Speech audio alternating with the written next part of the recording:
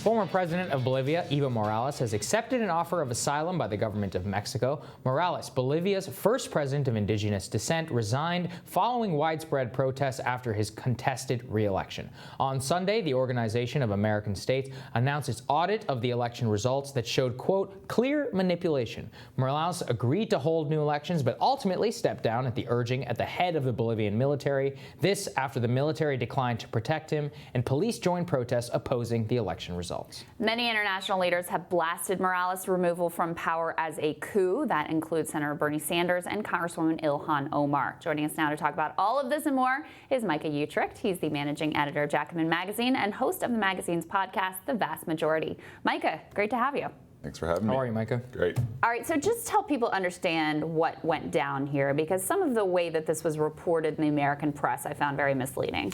Yeah, the reporting of this, it was, first of all, not referring to it as a coup, which I just came from Mexico, where across all kinds of headlines of newspapers, it's very clear this was a coup d'etat that removed the elected leader of Bolivia, Evo Morales.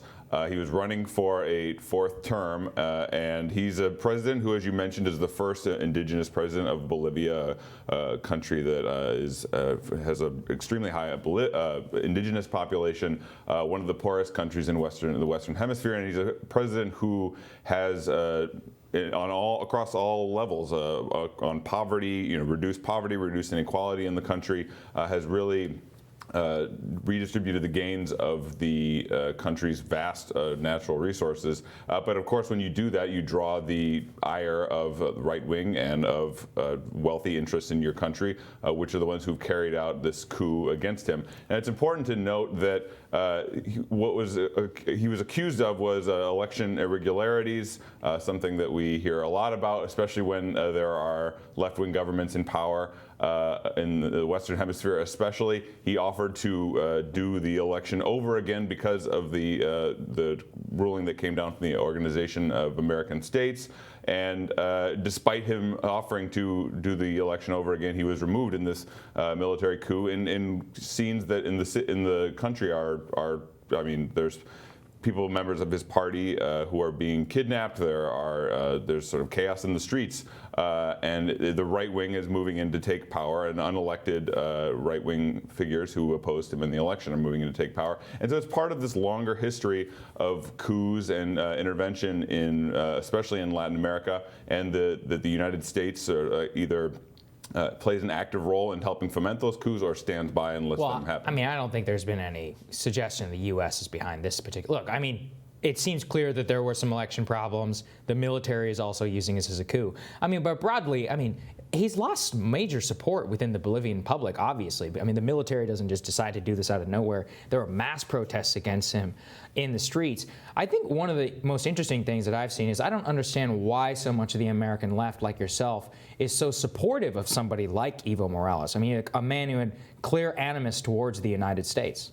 Well, he's a man who clearly supported the Bolivian people, indigenous people, the working class and peasants of Bolivia, and the numbers are undeniable about the extent to which he has lifted up poor Bolivians out of poverty. And whenever you have a regime like that, the United States in particular is no big fan of it. You're right that there's not that I've heard of any allegations of direct U.S. involvement, but there's certainly support from the Trump administration that are happy to see a leftist leader like Morales go.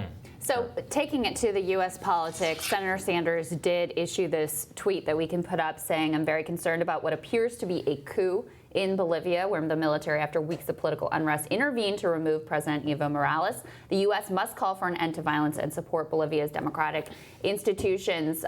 What did you think of this statement?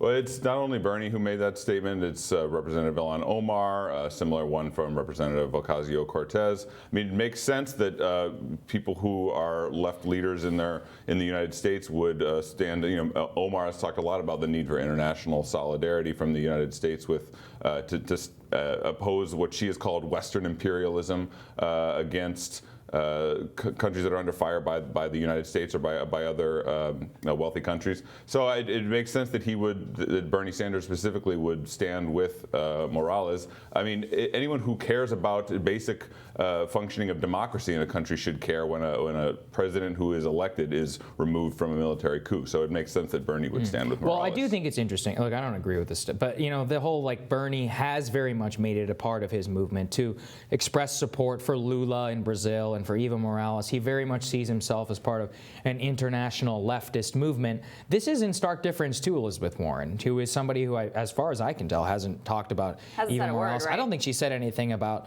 Lula either. I mean, as somebody from the socialist left, literally, why do you think that is an important thing to see from somebody like Bernie Sanders? Because when countries around the world want to take steps to improve the lives of their population, of their working class and the majority of the people of their countries, they're going to face this kind of pushback from internal right-wing elements, from capitalists, from wealthy people within their country.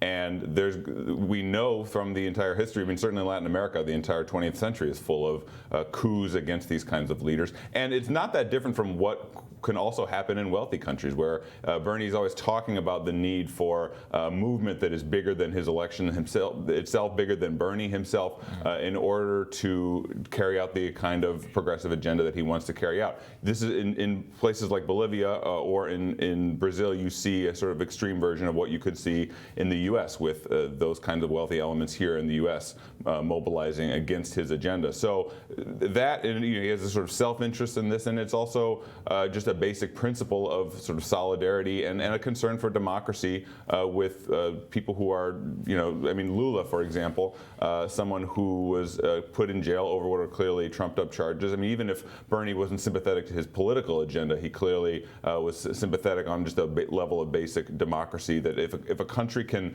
use its judicial system to railroad someone like Lula into jail, that's not something that the U.S. or anyone else should stand for. What do we know about Elizabeth Warren's foreign policy? Warren's foreign policy, this is clearly not an important part of her campaign thus far. It's not clear to me that she has much of a vision of, certainly not of a left-wing foreign policy and an internationalism in the way that Bernie Sanders does. She has, her campaign focuses on the domestic side, right, with redistributive policies here in the United States. But when it comes to policy abroad, she isn't much different from the rest of the Democratic Party, which unfortunately has not stood up for democracy in places like Brazil, or has been not a strong opponent of intervention in the Middle East and everywhere else. I mean, this is one of the starkest differences between her and Bernie Sanders, that is not anywhere on her radar in terms of a transformative foreign policy, and naming the United States as often playing this role as a sort of imperialist center from which we are intervening around the world. That doesn't seem to be an important thing that she wants big structural change, but certainly when it comes to foreign policy, she doesn't appear to want that kind of structural change. Yeah, I mean, we have heard, I think journalist Zed Jelani said on the show before, it seems to be that she's running as Secretary of the Treasury, and she doesn't actually talk a lot about she would govern and act like as a commander-in-chief. On this, it does seem particularly stark that she doesn't talk about Lula or Evo. I'm saying One way or another. If she is going to adopt this mantle, if she is going to say, I am this leftist that can bring the same types of things. I mean, we hear about it from the media all the time. They're essentially the same. It's just one has policies and one doesn't. This seems probably the most stark difference between the two. I mean, they both have wealth taxes. They both have worker plans. They both have all this. But foreign policy seems, I think, in my view, the biggest difference between the two. Yeah, and if you care about what goes on in the rest of the world, if you care about the people who are impacted by right-wing coups in states like Bolivia or drone attacks in the Middle East, then you should probably care about the fact that one of these candidates has a very robust internationalist foreign policy and the other doesn't. Yeah, well said. All right, well, thank you for joining us. Thank you. Really appreciate Great having you in person. And we'll have more Rising after this.